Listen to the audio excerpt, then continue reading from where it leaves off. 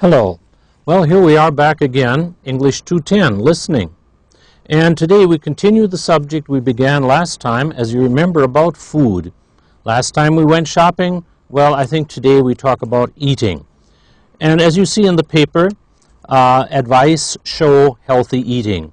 As you remember, in the second half of each of our units, we listen to either a story, a conversation, or a report, and you have to try and understand it, and if necessary, even take notes. We're going to look at that aspect today. But let's introduce the subject, as you see there, healthy eating. Before you listen, pre-listening questions. In the United States, people learn that they should eat food from the 4 major food groups: grains, wheat, corn, rice, etc., fruits and vegetables, dairy, milk, cheese, yogurt, etc., and protein foods, meat, fish, beans, nuts, eggs, etc. Before you listen, answer these questions. Let's talk about them. You see the photo there, you see those 2 gentlemen, and they're asking you, are these young men healthy eaters? I can hear you all yelling no, because they're eating pizza. And of course, pizza is junk food. Number 2, do you eat like these young men? I hope not. For example, do you like junk food? Well, that's what these people are eating, hamburgers and cheeseburgers and pizzas. What is your favorite type? Well, I can't know that, and I probably wouldn't eat it anyhow. Number 3, do you ever eat canned or frozen food? I hope you're acquainted with the idea of canned in metal, frozen food. Why or why not? Well, sometimes it's cheaper, sometimes it's easier to get canned food. Well, let's move on to our vocabulary. In the vocabulary section here, we have various vocabulary items. I've already solved it for you. Milk is a good source of calcium. Source is going to be an important word for us, because when you eat, you want to know if the food is a source of protein, a source of vitamins, a source of minerals. So we choose here milk is a good source of calcium, and our choice is, of course, G, a place where something comes from. Number 2, vitamins and minerals. We've chosen E, helpful elements in many foods that are used by our bodies. We can get most vitamins and minerals from food. We don't have to take pills. We'll hear about that in our lecture. 3, gain. The verb to gain, if you start to gain weight, you are probably eating more food than your body needs. And as you see, H is chosen to increase, to get larger. Gain and lose. Gain weight, lose weight. Number 4, the verb to skip. We have it here in the phrase, if you skip breakfast. Skip means to go over, and we choose, therefore, F, not to do or have something. If you skip breakfast, you will be really hungry by lunchtime. Number 5, the vocabulary word is decay. Tooth decay. Dentists try to teach children good brushing and eating habits so they won't get tooth decay. And we've chosen A, weakening or rotting. Number 6, cut down on, a 3-word verb, phrasal verb, 3 parts, cut down on. And we've chosen C, meaning to reduce or have less. The doctor told John to cut down on coffee to help him sleep better. Today, most of us need to cut down on food rather than to eat more. Number 7, our vocabulary word is calories. Calories, and we've chosen here B, a unit for measuring the energy value of food. A piece of bread has about 75 calories. As we'll find out in the lecture, if you want to lose weight, you want to reduce your calories. And finally, fiber. Fiber helps food move through our bodies. And we chose here D, a food substance that comes from plants and that we need for digestion. Now, as I told you, today we're going to have a talk about healthy eating. I would like you to listen to our talk, first of all, and see if you can answer this simple question: what are some important things you can do to eat right? So here is it's a television program, and we're going to hear about healthy eating. So listen and try to find out what the main ideas are. Good evening. Welcome to the show, Eating Right. You know, with people so busy today, they don't have a lot of time to shop or plan what to eat. This is true, but healthy eating might just give you a longer and happier life. So here are some things we should all think about regarding diet. The first point, eat lots of fruits and vegetables. Why? They're a good source of vitamins and minerals, and a good source of fiber. Also, most of them are low in calories, and they're low in fat. So eating them may help protect you against cancer. So it's a good idea to put an apple or a banana in your lunchbox. Put a carrot in for a snack. Forget about potato chips. That's right, fruits, a great dessert. Avoid those sugary sweets, the sugary drinks, the cookies, the cakes, the candies, the sodas. Now, a second point you should remember is do not have too much sugar in your diet. Too much sugar can lead to health problems. It leads to weight gain, gets you fat, tooth decay, meaning trips to the dentist. It can even lead to a very dangerous disease called diabetes. So watching sugar is a serious matter. Now, the third thing you want to reduce, you want to stay away from, is fat. Cutting down on fat will make your diet better. It will help you to lose weight, or at least not gain weight. It can lower your chance of getting heart disease, the chance of cancer. So I advise you cut back on those cheeseburgers, hamburgers, French fries, potato chips. They're all full of fat.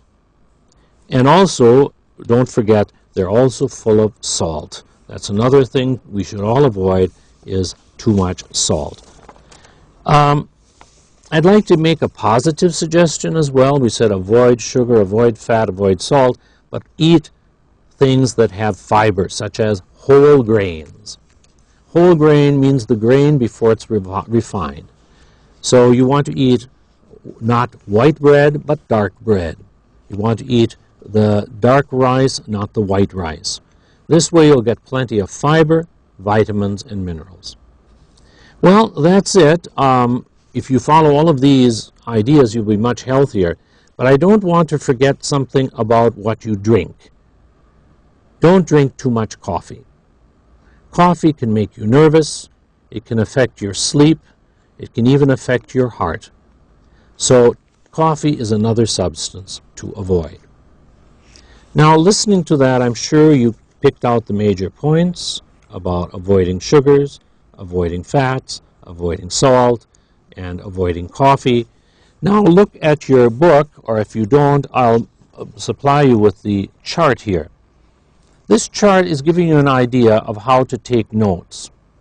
When you take notes, you don't just go across the page randomly, you try to organize the facts. Here we have a chart, things you should eat, reasons, and examples. Now, if you were listening to this and taking notes, you might have taken down vegetables you should eat, reasons, they give you fiber, vitamins, minerals. The example we had was carrots. For fruits, the same reasons, fiber, vitamins, minerals. Examples we had were apple and banana. We heard at the end of the lecture about whole grains. Again, fiber, vitamins, minerals. And we had the example of brown rice and whole wheat.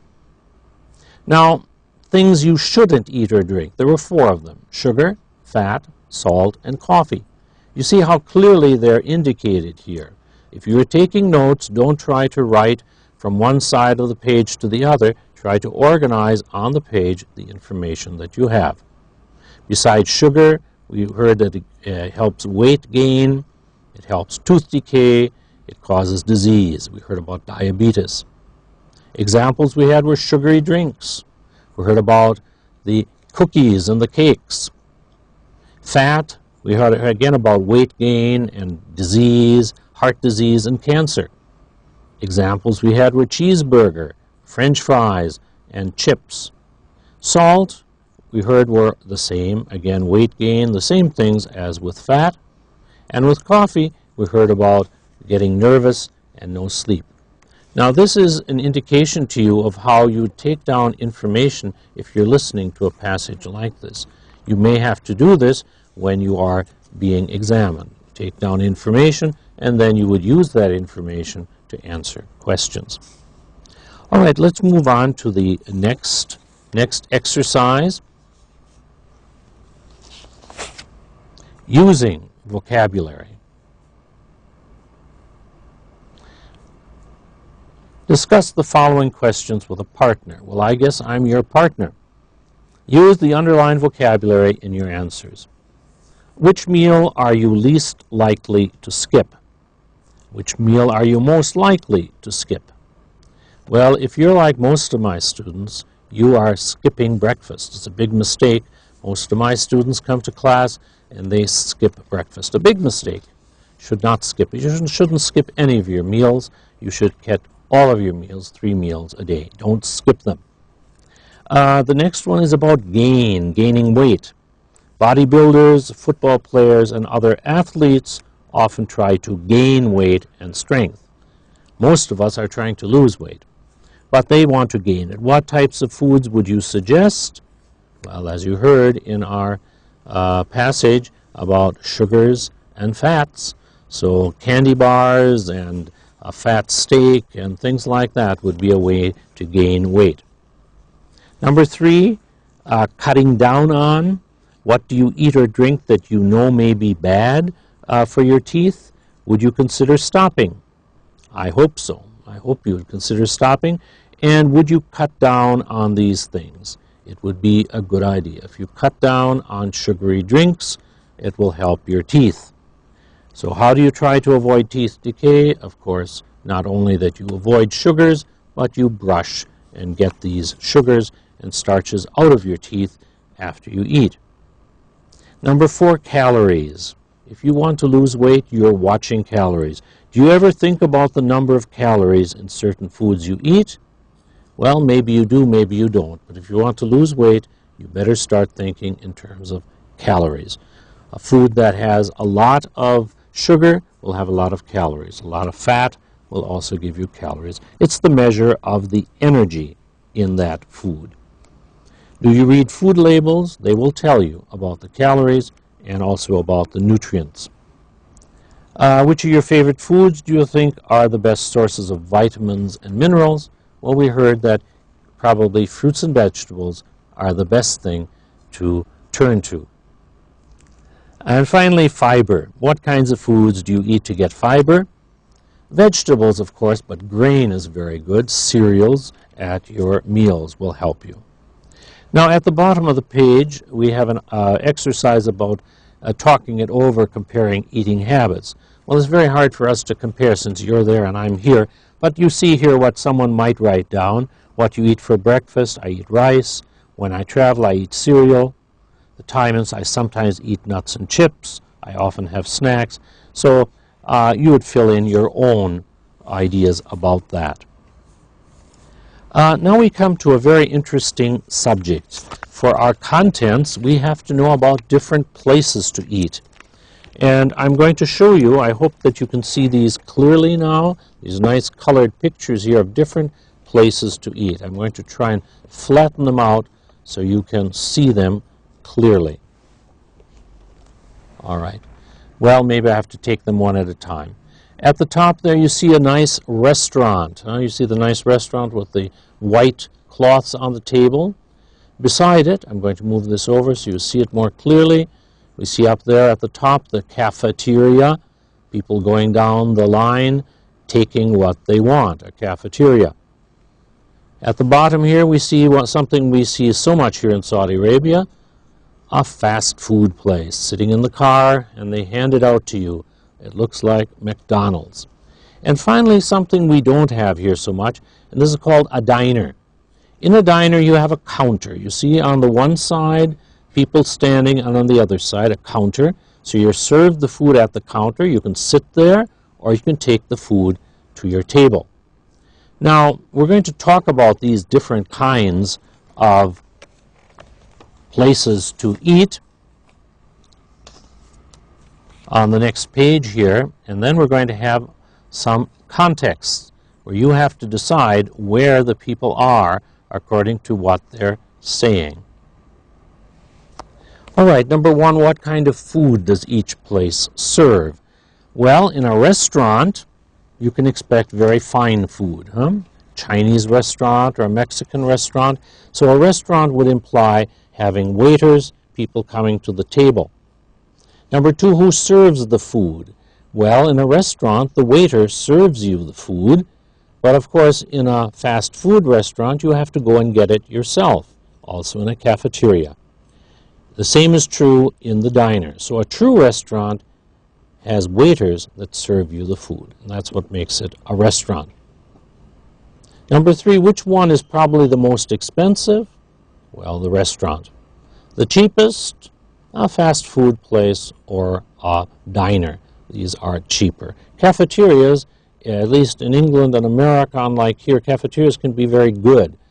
Good food. We don't really think of them as being a cheap place to eat. The nice thing there is it's fast. You don't have to have the waiter come to your table. The next question, number four, when would you choose to eat in each kind of place? Well, a restaurant, usually you wouldn't go to early in the morning. You might go for lunch, especially for dinner. Why? Because a restaurant takes time. The waiter comes, you order the food, you wait for the food to come, so you need time. A diner, a good place for a breakfast, fast food, anytime, and a cafeteria, also probably at a major meal, because it serves a wide variety of food. Which kinds of places have you tried? Well, I don't know, but I think living in Saudi Arabia, you've probably been to all of them except a diner. Diners are just something very typically actually American. What are some other types of places to eat? Well, I suppose you could go to a little stand, for example, at the beach, maybe a little hamburger stand would offer food. But I think most of us would go either to a restaurant, to a cafeteria, or to a fast food restaurant. Now, I introduced those facts because you need them in listening to the coming context, because you have to listen and choose among possibilities. Now, you see here the first the conversation. You're going to listen to it and see how you should have decided. This is the conversation. Now, listen and see how this person chose that it was a nice restaurant. Conversation one. Good evening. My name is Pierre, and I'm at your table this evening. Would you like something to drink? No thanks, but we'd like to order some appetizers. Certainly. Here are your menus. Our specials tonight are lemon chicken and fresh broiled swordfish. Question. What kind of eating place are we at? Now you see the choice is nice restaurant. How did we decide that? The clues were, would you like? Someone comes and asks you, what would you like? We have menus and we have specials. And this gives us the idea that we have a waiter, someone taking care of us. So that means it's a nice restaurant. Let's go to the next conversation. Conversation two. This is Felipe and Salim. Felipe says, why don't we sit at the counter? There aren't any free tables. Salim, fine.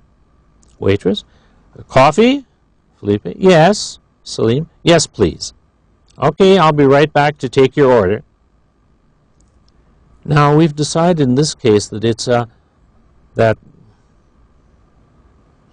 this actually, this should have been, yes, the diner. I'm sorry, I looked at it wrong. Yes, the diner.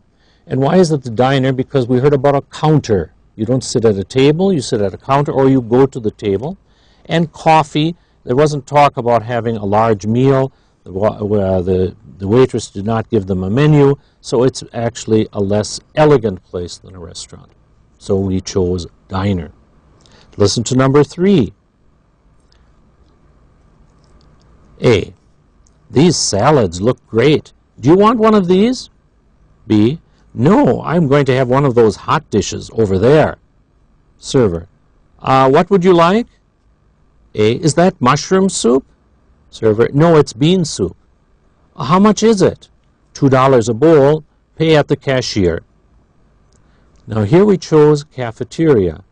Why? Because the people are saying, do you like that over there or here? That means they're looking at the food.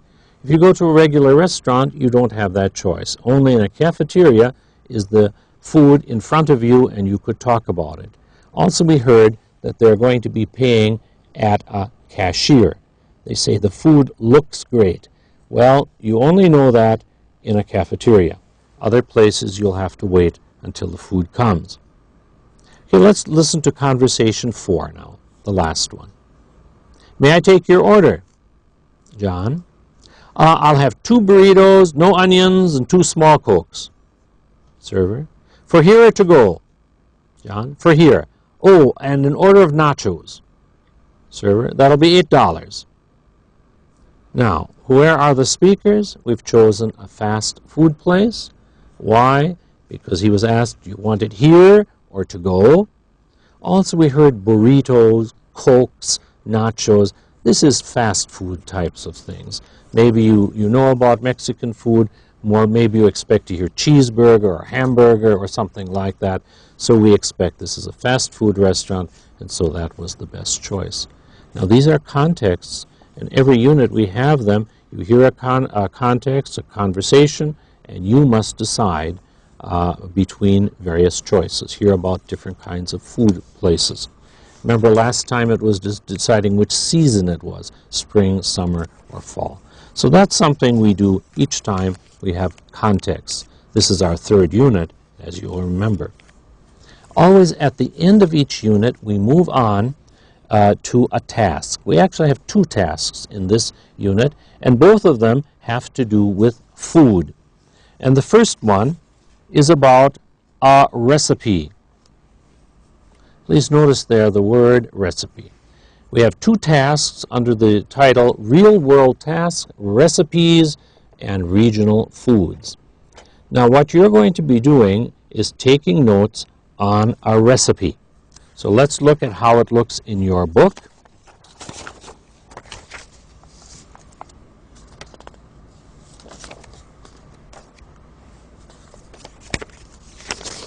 Sorry, I'm taking a little time here. Here we are. Here we are with our real-world task, recipes and regional foods.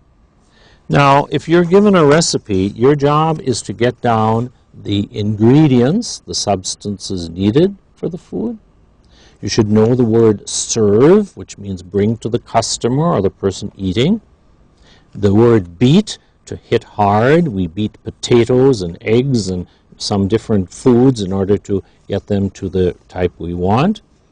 Melt, to change from solid to liquid. Many of us melt here in summer. I'm joking. Dip, to put into a liquid for a short time. And finally, fry, heat in oil. These are all terms we'll need for our recipe. Now, what is our recipe today? Our recipe is French toast. Okay, to begin French toast, first of all, you need to get down the ingredients. And this is what you would hear.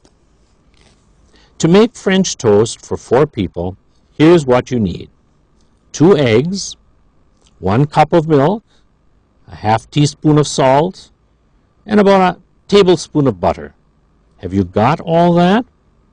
Now notice cup milk, 2 eggs, half TSP is teaspoon, the small spoon we use, and then 1 tablespoon TBSP, this is a larger spoon. Okay, these are measures, and so we have 4 different ingredients for this particular dish that we are making called French toast. At the bottom of the page, for those who have it, you can read later the culture note about the measurements being used here, the teaspoon and the tablespoon. All right, let's move on to actually do the recipe. You have the ingredients, and now it's time to make it. Now, of course, when you start doing this, the places were empty. I've filled them in so you can see. And here's what we hear. First, beat the eggs, milk, and salt with a fork for a minute until they're well mixed. Notice that's our first. Now, if you were taking notes on this, you wouldn't have all the words, but you have to get eggs, milk, and salt with fork. We can see it's being beat up there in the example, in the picture. Continuing, then melt the butter in a frying pan. If you're taking notes, you'd want to get down. Butter, frying pan. Next, while the butter is melting, dip 8 slices of bread into the egg mixture. Now, important to get down the number. 8 slices, bread, into mixture, as we see in the picture. Now we continue with the recipe here at the bottom. Then, when the butter is hot, fry the bread slices until they're golden brown.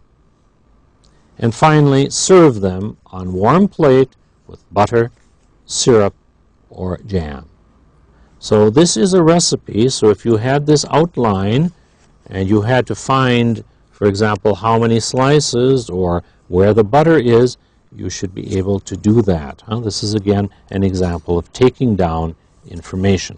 Listening is part of it, but also getting down the information. Now, it says here to share recipes. I wish we could, but it's very hard for us to share recipes over this great distance. But you might think of something like kebsa, or you might think of something like roast beef, and think about the different steps you would do in order to make that recipe. We now move to the second topic in our task. The first one was a recipe, but now we're going to be looking at regional food, something to make you hungry. I hope you're not watching this lecture with an empty stomach. Here we see some food. We call this regional because we associate it with particular places. Now, on the left, we see sushi.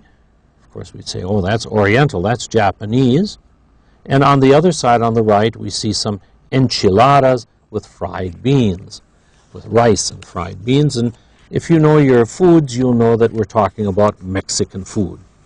So that's what we're going to be doing something about in a few minutes. We have some introductory questions here at the bottom of the page. Do you know of any regions or places famous for special kinds of food? Well, my students usually come up with Chinese food, and they even come up with Saudi food, things like kebsa and harissa and all kinds of things like that. So those are considered regional. They're not found over a great area. We know where the person is who makes that food. Can you name some foreign foods and the countries they come from? Well, we just had sushi there from Japan. You can think of spaghetti from Italy. You can think of borscht from Russia, curry from India. We all know many regional foods. But our job today is to listen, or your job is to listen and put the right regional foods in the right place. Well, you see, the region we're looking at today is North America. We see the United States and above it Canada.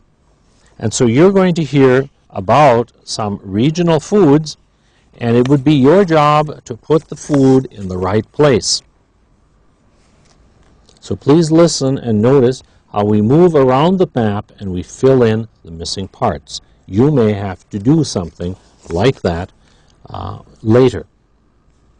Look at the map of the United States and Canada. As you hear the name of each food, write it on the place where it is popular. Good afternoon. I'm going to talk about some interesting foods of North America. We're going to begin in Western Canada. That's on the left of the map to the north. Vancouver. Vancouver in British Columbia has lots of Chinese people living there, so it's famous for good Chinese food, but also for a famous fish, salmon. Salmon, S-A-L-M-O-N, salmon, a famous dish in that part of North America. So if you go to Vancouver, the regional food would probably be salmon. We then move down the coast. We're moving down the coast of the country to San Francisco.